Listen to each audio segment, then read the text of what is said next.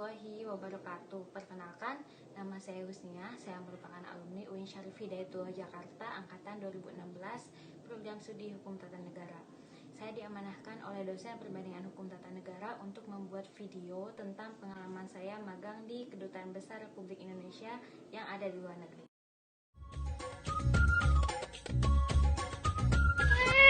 Jadi sebagai informasi, sebelumnya pada 2019 lalu saya pernah melakukan magang di KBRI Bandar Seri Begawan di Brunei Darussalam. Jadi sebelum apply ke Brunei Darussalam itu sendiri, saya pernah apply ke beberapa tempat dan keputusan akhirnya di Brunei Darussalam.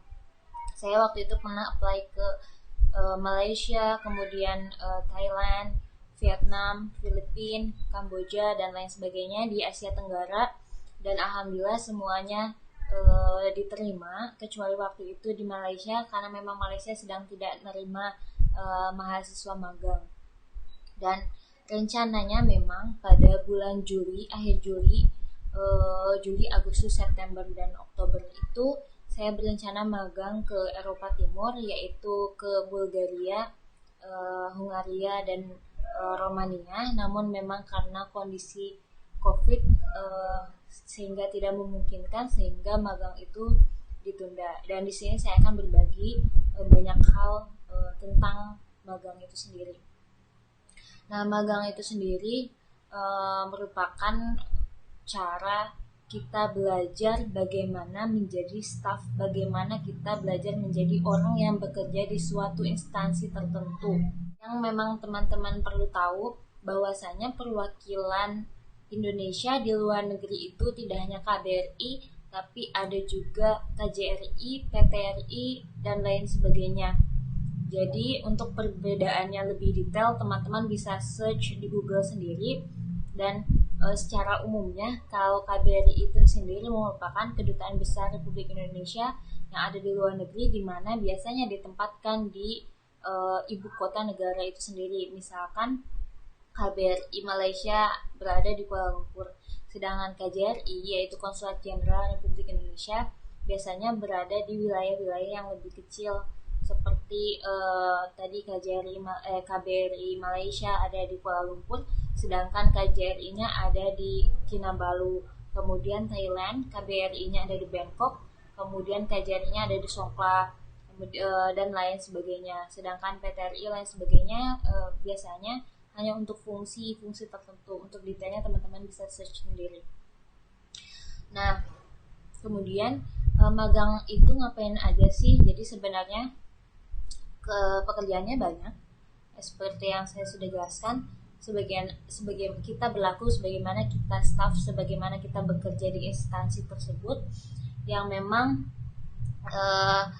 dari beberapa pengalaman saya yang saya ambil itu, yang pertama, researching and analyzing issues of interest related to the work of the embassy, yang berhubungan dengan embassy. Pada saat itu contohnya saya pernah ditempatkan beberapa hari di fungsi di atas pendidikan dan budaya, di mana kita mencari informasi tentang Indonesia di koran internasional dan kita menganalisis isinya. Apakah memang isinya itu netral atau misalkan condong ke politik tertentu atau lain sebagainya. Yang penting kita mencari tahu informasi tentang bagaimana pandangan internasional tentang Indonesia. Kemudian drafting and contributing to report on factual issues, itu yang tadi salah satunya. Kemudian supporting the organization of seminar, conference, meeting, visitor program, and other event. Jadi beberapa waktu itu saya juga pernah mengikuti konferensi tentang ekonomi, yang mana pada saat itu dihadiri oleh Wakil Menteri Keuangan Republik Indonesia, yaitu Pak Mardiasmo. Kemudian saya juga pernah mengikuti resepsi diplomasi, kemudian beberapa meeting lainnya dan beberapa acara lainnya. Memang itu sebuah pengalaman yang tidak ternilai, dan kalau misalkan memang kita sengaja ikut konferensi kan sulit juga ya, syarat-syaratnya banyak gitu. Jadi di magang ini kita sekali mendayung 2 pulau terlampaui seperti itu. Kemudian ada acara lain di umumnya sih kayak kita promote Indonesia di luar negeri. Kita promote Indonesia di Brunei Darussalam. Saya saat itu pernah ada acara Higher Educational Expo di mana kita promote universitas-universitas yang ada di Indonesia di luar negeri, sehingga teman-teman orang-orang yang ada di Brunei tertarik untuk datang ke Indonesia. Kemudian itu secara umumnya sih sangat banyak sekali, tidak bisa dijelaskan sini. Jadi secara khususnya kita ditempatkan di satu fungsi tertentu atau fungsi atau atasnya tertentu. Jadi di KBRI itu sendiri waktu itu di Brunei Darussalam ada beberapa bagian. Yang pertama terdiri dari duta besar terlebih dahulu, kemudian ada sekretaris dan jajarannya, kemudian ada fungsi politik, ada fungsi komunikasi, ada protokol dan konsuler, ada fungsi administrasi, ada atase pendidikan dan budaya, ada atase pertahanan, ada ketenaga kerjaan dan lain sebagainya. Jadi pertama datang ke sana waktu itu saya ditempatkan di atase pendidikan dan budaya hanya untuk beberapa hari, kemudian dipindahkan ke fungsi protokol dan konsuler. Untuk protokol dan konsuler itu sendiri kita melayani kekonsuleran bagi siapa yang datang ke kedutaan, baik itu dari warga negara Indonesia maupun warga negara asing berkenaan dengan visa, paspor, kemudian surat-surat lainnya sampai akta kelahiran, akta nikah dan lain sebagainya. Kita melayani masyarakat. Di situ kita berbahasa Inggris, umumnya Inggris, Melayu dan Indonesia. Jadi memang untuk magang di luar negeri ini teman-teman harus bisa bahasa Inggris.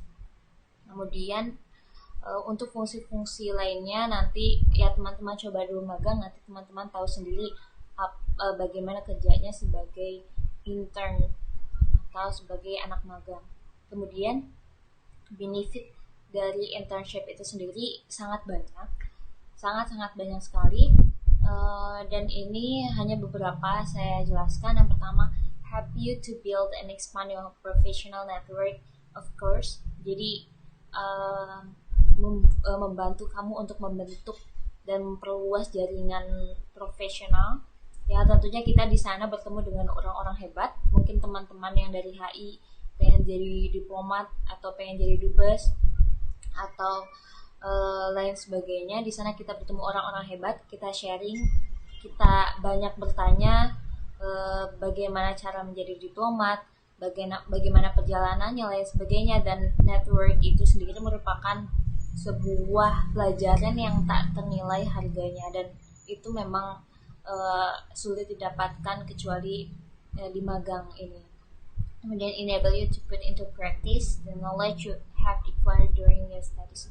Ya tentunya mungkin teman-teman dari HI maupun teman-teman dari hukum, selain belajar teori di kelas, teman-teman juga di magang ini bisa mengaplikasikan seluruh ilmunya di magang ini.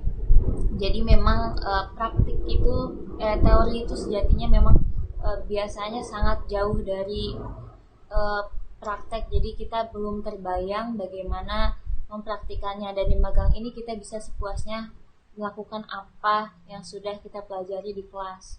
Kemudian enable you to acquire personal experience, tentunya kita mendapatkan pengalaman yang tak ternilai terhadap personal diri kita. Kemudian familiarize you with the working environment, ya agar kita tidak kaget saat kita nanti lulus nanti. Kita sudah pernah magang, kita sudah merasakan bagaimana suasana bekerja. Dan magang ini sendiri enaknya, jadi saat kita melakukan kesalahan kita diperbaiki terlebih dahulu, tidak seperti nanti saat bekerja dimarah-marah dan sebagainya. Karena memang kita anak magang, kita masih di makian condition of the internship. Jadi keadaan kondisi magang itu sendiri, yang pertama the intern. Nah usually ya biasanya magang itu 3 bulan dan maksimum 6 bulan. Tapi waktu itu saya mengajukan 1 bulan dan alhamdulillah di ACC. Jadi tergantung teman-teman coba mengajukan dulu nanti apakah di ACC atau tidak, atau memang nanti pihak KBRI-nya minta untuk diperpanjang dan lain sebagainya. Jadi boleh 1 bulan, boleh 3 bulan, boleh 6 bulan. Yang penting coba teman-teman apply dulu, dan lebih baiknya sih lebih lama karena memang itu momen-momen yang tak terlupakan, dan kita dapat banyak dari situ gitu. Expected to commit, jadi kita diminta untuk komitmen bekerja, gak bisa kabur-kaburan, mulai dari Senin sampai Jumat atau sampai Sabtu, berangkat jam 8, pulang jam 5. Kita selama waktu-waktu itu kita gak bisa kabur atau gak bisa pergi jalan-jalan dan sebagainya, kita harus komit.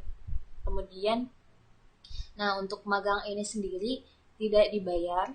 Kita berbeda dengan bekerja, kita tidak dibayar. Kita mulai dari makan ataupun flight ticket ataupun tempat tinggal, ataupun mungkin nanti kalau lebih lama kan teman-teman harus buat visa juga, ini tidak dibayar. Namun waktu itu saya ada di satu acara yang namanya disebut Higher Educational Expo. Jadi kita dibayar per hari untuk 2 hari acara. Jadi kemarin sempat dapat berapa dolar gitu. Nah, opsinya teman-teman untuk magang ini teman-teman bisa membuat proposal magang ke instansi-instansi tertentu. Jadi sebelum berangkat teman-teman menyiapkan dulu proposal magang. Setelah di ACC sama KBRI teman-teman siapkan itu, dan nanti mungkin kalau misalkan beruntung pembiayaannya bisa dari situ. Tapi memang pengalamannya itu benar-benar tak bisa dibandingkan dengan uang sih, betul-betul luar biasa. Kemudian interns must take transport, ya harus akomodasi, health insurance kita itu sendiri, pakai uang sendiri, nggak dikasih sama sekali sama KBRI. Kemudian by participating, jadi selama magang ini kita dilarang untuk membagikan seluruh istilahnya tetap menjaga kerahasiaan dari KBRI atau KJRI itu sendiri, tempat magang kita sendiri. Kita nggak boleh menyebarkan rahasia atau menyebarkan dokumen dan lain sebagainya. Kemudian requirement of the internship, si pemagang itu harus syarat-syaratnya apa aja. Pertama, have complete minimum 3 years of university level. Jadi biasanya itu minimal semester 6. Kalau misalkan teman-teman di bawah semesternya masih di bawah itu, ya teman-teman coba apply dulu aja. Kalau misalnya diterima alhamdulillah, kalau enggak mungkin harus sabar menunggu semesternya datang ya. Kalau misalnya di KBRI itu sendiri biasanya related degree ya, jurusannya yang relate, misalkan mulai dari HI ataupun ilmu politik ataupun hukum ataupun lain sebagainya biasanya. Kemudian excellent written or communication skill in English and bahasa Indonesia ya. Seperti yang tadi saya bilang, kita harus bisa berbahasa Inggris dan bahasa Indonesia yang fasih, karena ada sewaktu-waktu kita memang berinteraksi dengan orang asing yang ada di sana. Seperti waktu itu saya di fungsi protokol, saya melayani visa orang Inggris yang memang datang ke Brunei, kemudian ya yang lain sebagainya yang mereka tidak bisa menggunakan bahasa Indonesia. Kita melayani telepon dan berbicara langsung dan sebagainya. Kemudian kita kalau misalnya knowledge their workings experience, jadi kayak kita lebih tahu sebelumnya atau kita pernah berorganisasi atau pernah bekerja sebelumnya, memang ya itu bakal menjadi tambahan yang bagus gitu saat kita magang. Jadi pas kita datang ke sana tuh bukan benar-benar kosong nggak tahu apa-apa gitu. Kemudian computer and social media, ya harus bisa komputer minimal Microsoft Office yang ada, yaitu Microsoft Word, PowerPoint sama Excel. Ya di sana kita belajar bagaimana bekerja dengan data. Kemudian sosial media juga, ya memang kesana jangan benar-benar kosong banget gitu, benar-benar nggak bisa apa-apa. Jadi at least kita udah pernah berorganisasi, kita udah pernah bekerja sebelumnya gitu. Kemudian gimana sih kita dapat info dari mana aja, maksudnya kita tahu dari mana embassy itu buka magang apa enggak. Nah biasanya tuh suka ada pamflet kayak gini, pamflet biasanya upload di websitenya atau di Instagram akun mereka, atau kalau misalkan memang mereka tidak update, kita mencari tahu sendiri informasinya. Cara cari tahunya bagaimana? Kita searching di Google, searching KBRI, misalkan KBRI Brunei Darussalam, kita cari, kita temukan kontaknya,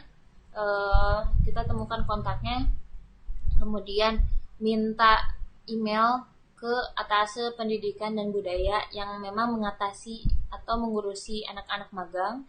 Setelah itu kita email ke embassy itu sendiri, kemudian bertanya apakah mereka sedang membuka program magang untuk bulan ini, bulan yang teman-teman mau magang. Kalau misalkan memang membuka, nanti teman-teman tanyakan syarat apa yang harus dipenuhi, kemudian surat-surat apa juga yang perlu dipenuhi. Setelah itu teman-teman apply ke atasnya.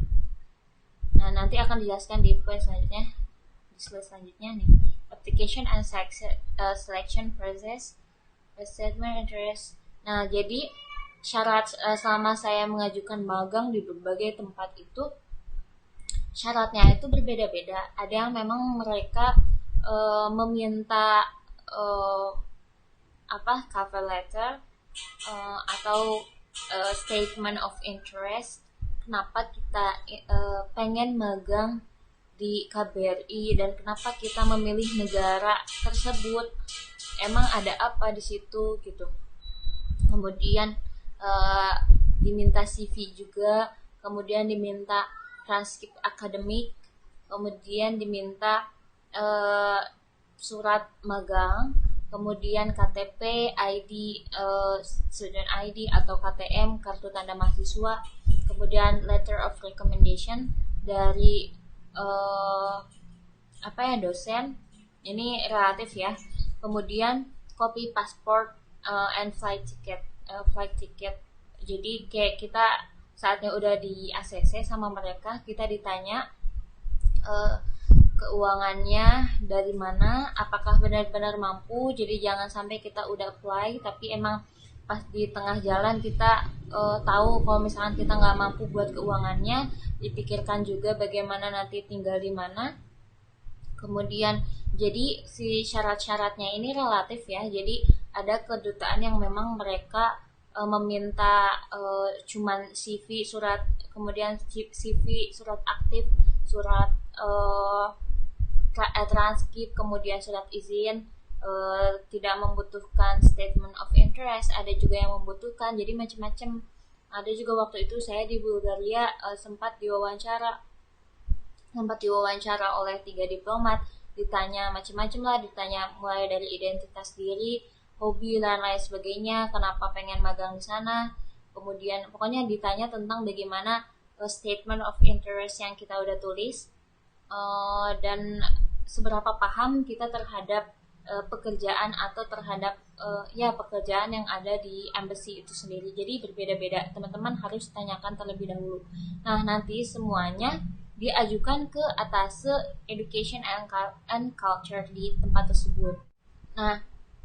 Nah semua syaratnya ini kalian nggak perlu kumpulkan dulu, tapi setelah kalian terkontak dengan Atase Pendidikan dan Budayanya, kalian tanyakan syarat-syaratnya apa saja. Setelah itu kalian send by email, kumpulkan ke mereka. Dan untuk proses seleksinya, mereka menyeleksi dokumen-dokumennya, Kemudian embassy itu bakal menghubungi kalian apakah lewat WA ataupun lewat email. Dan informasi penerimaannya itu pun nggak tentu. Waktu itu saya apply ke Vietnam, apply bulan November atau Desember, dan kemudian ada konfirmasi penerimaannya itu bulan Agustus 2020. Apply bulan Desember 2019 dan ada konfirmasinya bulan Agustus. Jadi memang kalau misalkan teman-teman berencana magang harus dari misalkan 3 bulan sebelumnya, jadi ya harus mengajukan sebelumnya gitu. Untuk wawancaranya itu sendiri sih nggak semuanya ada wawancara ya, terutama mungkin kalau di Asia Tenggara ya mungkin masih mudah. Tapi kalau misalkan waktu itu saya apply di Eropa Timur, memang kita diwawancara detail dengan bahasa Inggris, isi dari statement of interest kita atau ya lain sebagainya yang tadi sudah saya jelaskan. Kemudian while completing an internship, ya saat kita magang, usahakan kita tetap flexible, humble, enthusiast, courteous, willing to learn. Jadi jangan sampai kita memang menghabiskan waktu banyak, menghabiskan tenaga banyak, keuangan banyak untuk datang ke sana, tapi kita nggak dapat apa-apa. Jadi usahakan hard skill sama soft skill kita terasah jadi lebih baik. Nah, kemudian ya ini ada beberapa quotes. Nah, ini ada beberapa agenda, jadi saya nggak bisa upload semuanya di sini, cuman ada beberapa aja. Nah, ini waktu dengan Pak Mardiasmo, waktu itu lagi konferensi ekonomi di Wisma Duta Bandar Sri Begawan. Kemudian ini bersama duta besarnya, ini tempat duta besar. Kemudian ini waktu ada acara HEE, kita berfoto dengan siswa-siswa yang ada di Brunei Darussalam. Waktu itu kita promote pendidikan yang ada di sana. Ini juga waktu HEE, kita menggunakan pakaian adat. Kemudian ini depan kedutaan sama dubes. Nah, ini waktu acara apa sebutnya itu ulang tahun negara Brunei Darussalam pada saat itu bulan Februari. Jadi kita memakai pakaian daerah yang ada di Indonesia,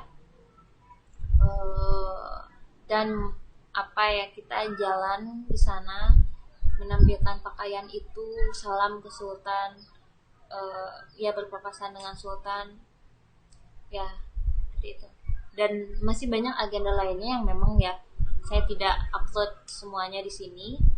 Yang terpenting memang magang ini sendiri benar-benar suatu momen yang unforgettable, yang nggak bisa dilupakan dan nggak bisa dibayar dengan uang.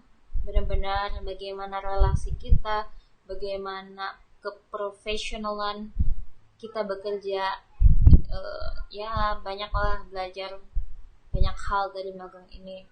Mungkin untuk teman-teman yang masih ingin bertanya hal-hal lain yang memang belum saya jelaskan di sini, teman-teman bisa DM ke Instagram @husnia_jm atau email ke husnia@jm01@gmail.com. Ya, insyaallah nanti saya akan jawab.